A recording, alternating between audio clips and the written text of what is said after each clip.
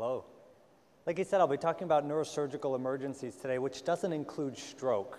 Stroke is its own animal. That's typically what we call a neurologic emergency. Neurosurgical emergencies are those things which result in some kind of surgical intervention.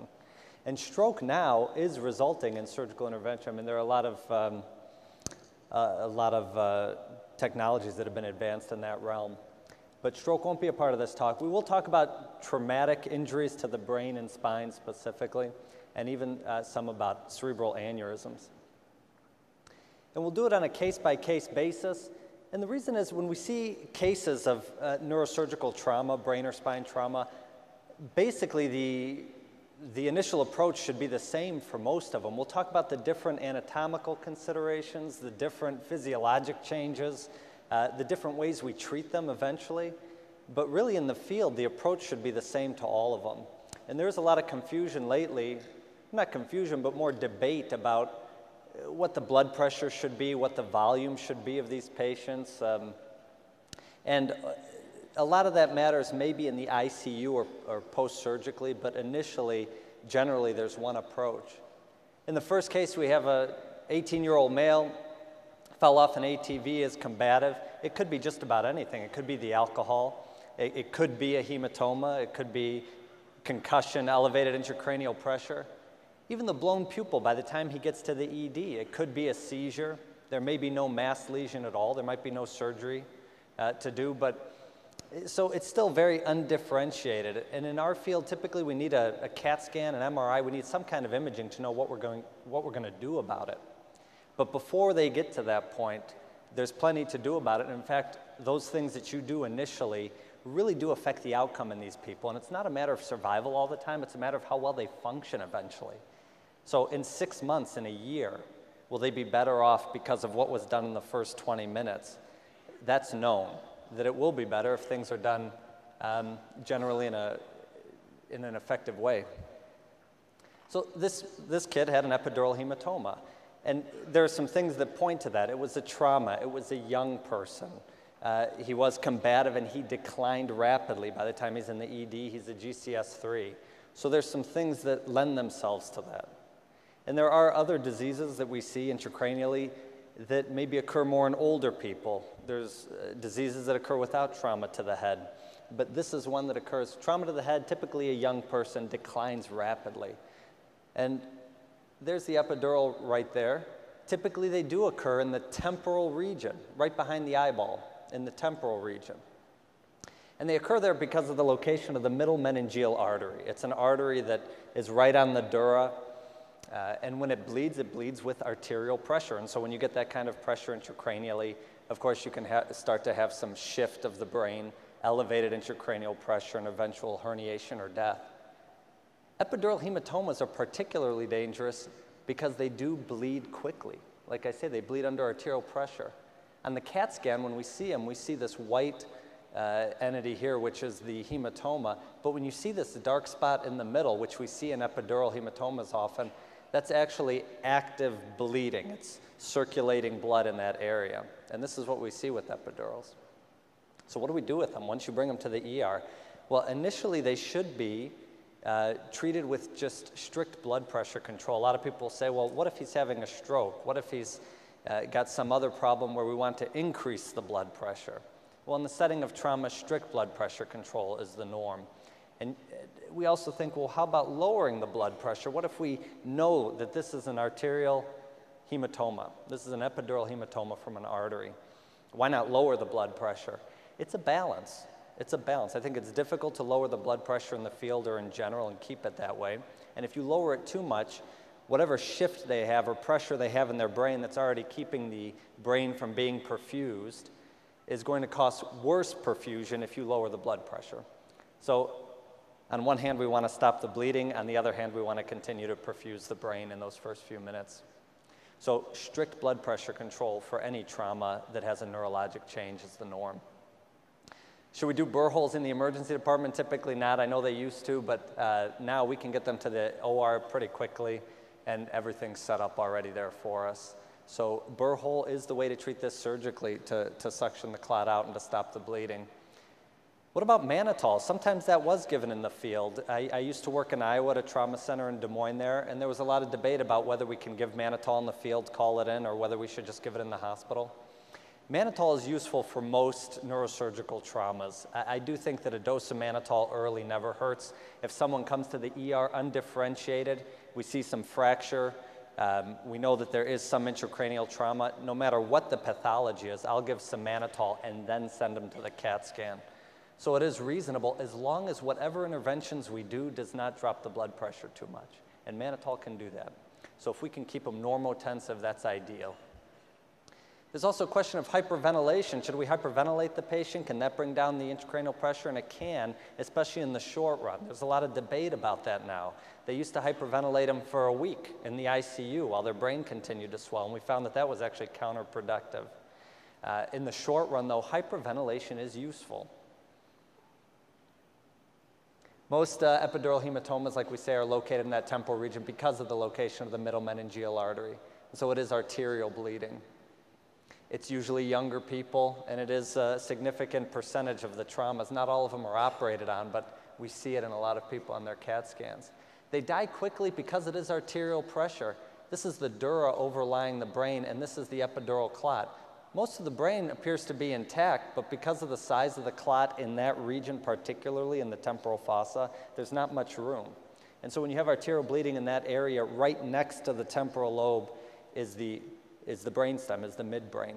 And between the temporal lobe and the midbrain is the third nerve, and that's the nerve that controls dilation of the pupil. That's why we see that dilated pupil typically first.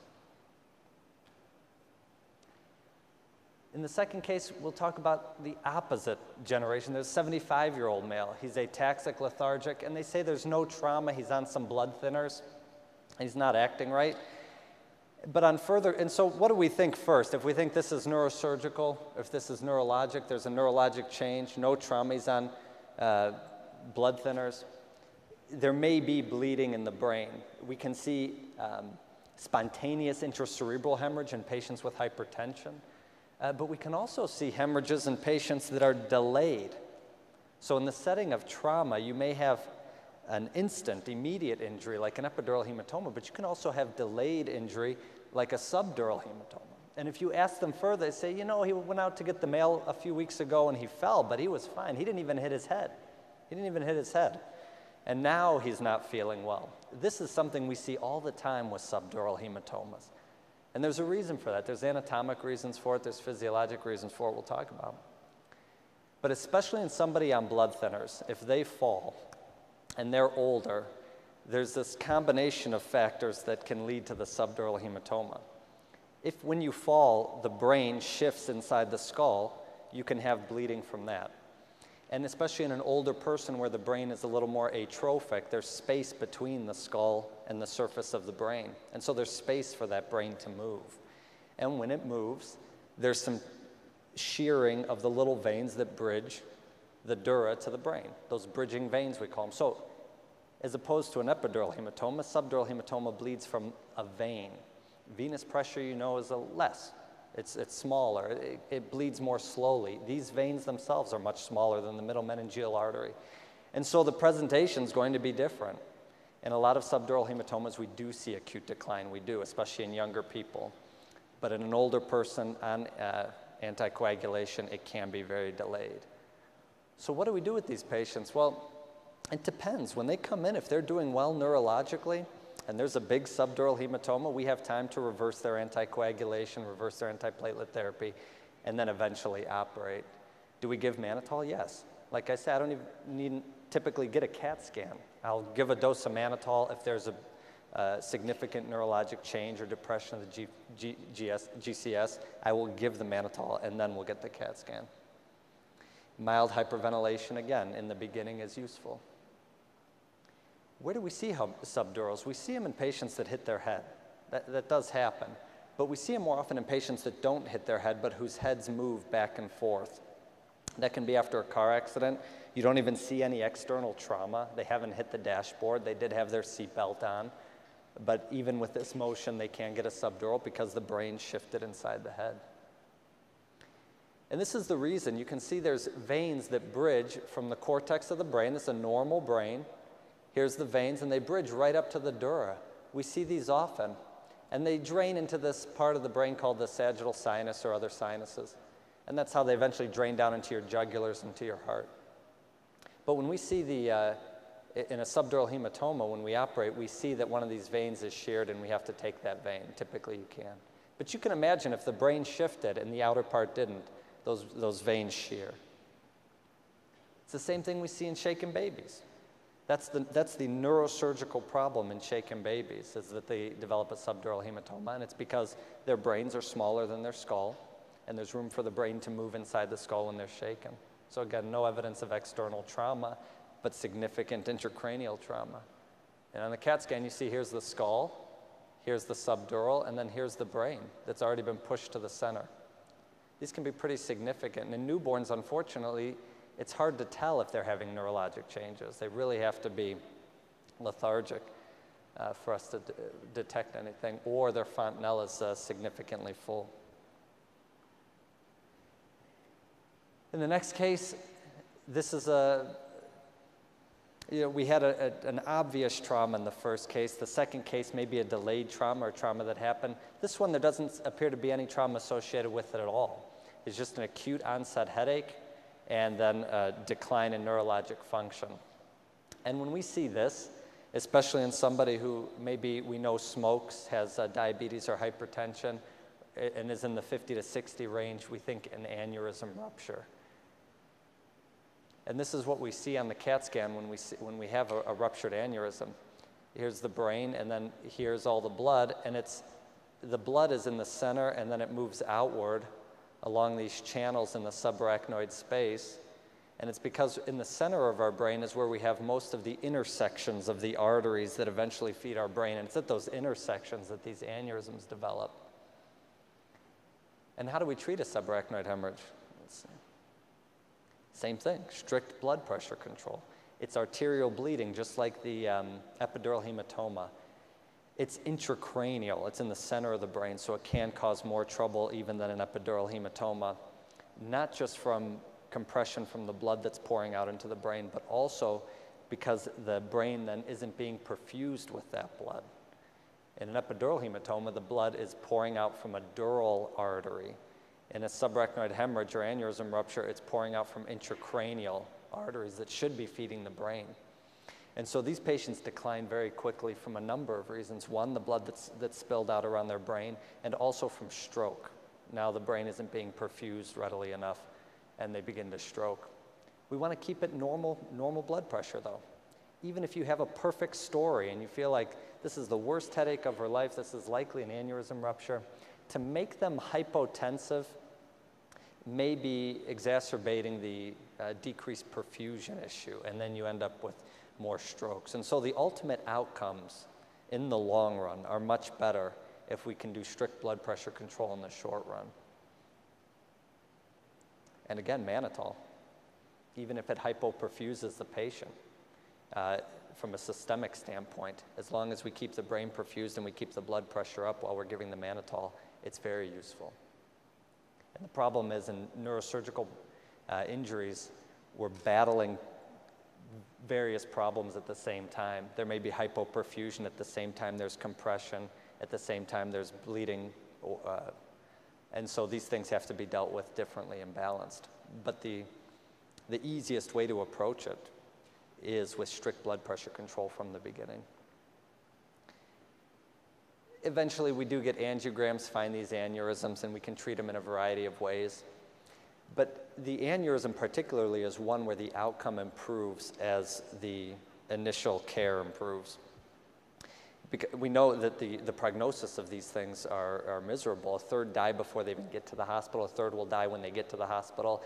And then the third that survive, most of them end up with some kind of neurologic deficit, if not a severe one. And when we measure the outcomes in all these studies for neurosurgical problems, we measure them 1 year, 2 years out. We know it takes that long to recover. But people do recover. They do recover. They look horrible when you see them. They look like there's no way they could survive. They're GCS3. You had to do CPR. But a lot of these people do get better. It just takes years. And when we look at these studies, we find that it's those initial treatments, it's those first few hours that actually make the outcome that year or two later better. And like I say, we treat them in a variety of ways. We'll do aneurysm coilings, or we clip the aneurysm just to stop the bleeding. The next case is one of penetrating injury, and you guys see this a lot. There, gunshot wounds to the head, other things to the head. We had a lawn dart to the head, things like that. With penetrating injury, many times, depending on the projectile that's used, there may not be a lot of elevated intracranial pressure. There just might be damage to the brain from the projectile, like if it were a lawn dart. But when you have penetrating wounds from gunshots and that sort of thing, we have the combination of bleeding, damaged brain from the projectile, and then a lot of elevated intracranial pressure from the force of the projectile. But I bring up this case because we do see gunshot wounds. We see people that are GCS3. In this case, there was brain on the sidewalk. There was a bihemispheric injury. It was all these things that we learn are not salvageable. But the fact is, I think with good, quick care, they can be salvageable.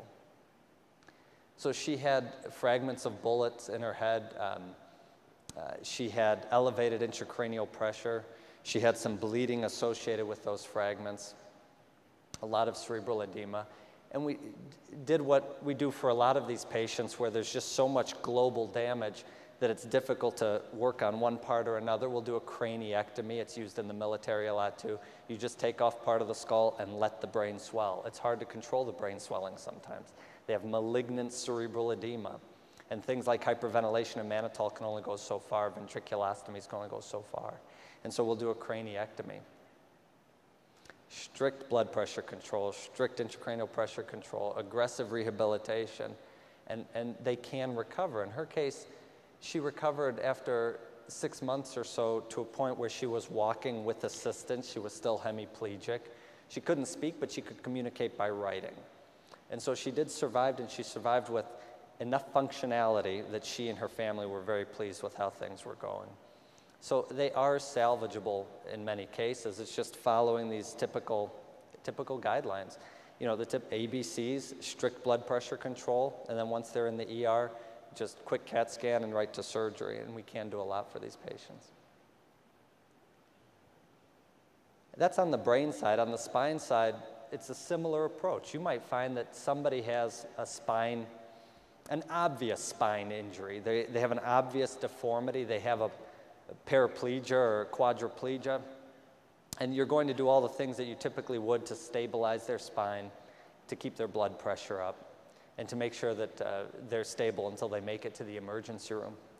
But there are those patients, and it's the majority of spinal injury patients that we see. There are those patients that don't have any neurologic change, or maybe have a small temporary neurologic change that then went away, and they still have very unstable, very difficult fractures many times. And in those cases, all the same things apply. Even without a neurologic deficit, all the same things apply, which is stabilization, blood pressure control. This is one case of a cervical fracture where he jumped into the pool, became quadriplegic just temporarily at the bottom of the pool, but then was able to get himself out and call 911. He couldn't hold his head up, so he just laid down and waited for them to come. Another one fell off a horse, immediate paraplegia. So we had one temporary neurologic deficit that was severe, but it resolved. And then we had immediate paraplegia, which never resolved. And then a lumbar fracture on an ATV with back pain, but no neurologic deficit. So it's unclear, did she have just a muscular injury? Is she unable to move because of the pain? Her legs are moving fine, there's no numbness or tingling. But the fact is, all of those were extremely unstable fractures that required surgical intervention, even though they present very differently. And just like with the brain, they present differently for anatomic reasons, physiologic reasons. Let's see. When you first see them, these are the things that we have to do to help the patient, but the first two can be done in the field. And again, these are the things that a year later, when they're rehabilitating, make the most difference. It's those things that happen initially. Because when they have compression of their spinal cord, even if whether I decompress it that night or a week later, we found that that doesn't change the outcome all that much. And you know, sometimes we learn having a fracture and a spinal cord injury is like having a finger in your eye. You want to pull it out as fast as possible, but the literature doesn't support that. We find that with most spinal cord compressions from a fracture dislocation, that whether we do surgery that day, the next day, after they're stabilized from their other injuries, it didn't make much of a difference in the long-term outcome. What did make the difference was what happened initially. If they become hypotensive from their neurogenic shock and it's untreated, they're not perfusing their cord, then a compressed cord becomes a cord with a stroke. And that's impossible to recover from. Compression is something that we can deal with. Backboard, spine precautions, all the same things you do even for patients without neurologic deficit.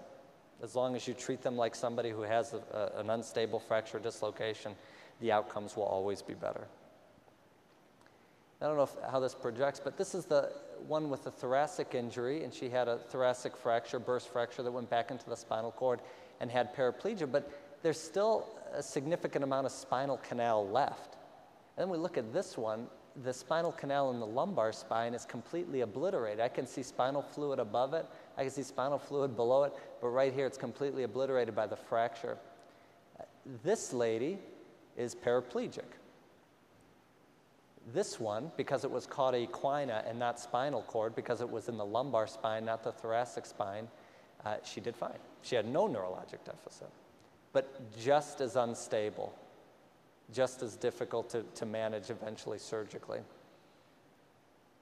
And eventually they need these fixations and things to decompress. But like I say, even as difficult as these surgeries are, as hard as it is for them to recover from these, this surgery in a patient with degenerative arthritis takes 3 months to recover from. If you also have a neurologic deficit from a trauma to recover from, it takes even longer. But these surgeries don't make them better in the long run. These are necessary to stabilize their spine. What made them better was the initial management. The way we approach, just as an aside, the way we approach these spines is a lot of them will come to us with fractures, neurologic deficits, and we don't always operate. We operate on those with mechanical instability. And the way we break up the spine is in 3 columns when you look at the spine from the side. If they have 2 of those columns fractured, typically it's unstable and they'll need some kind of reconstruction. So that's what we see neurosurgically, typically. That's how we approach it. We appreciate all the things you guys do in the field because we know that ultimately that is the outcome of our patient.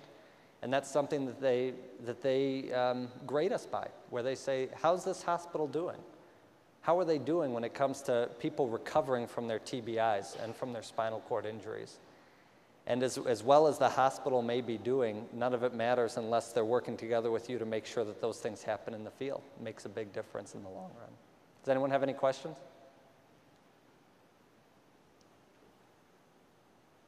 All right, thank you.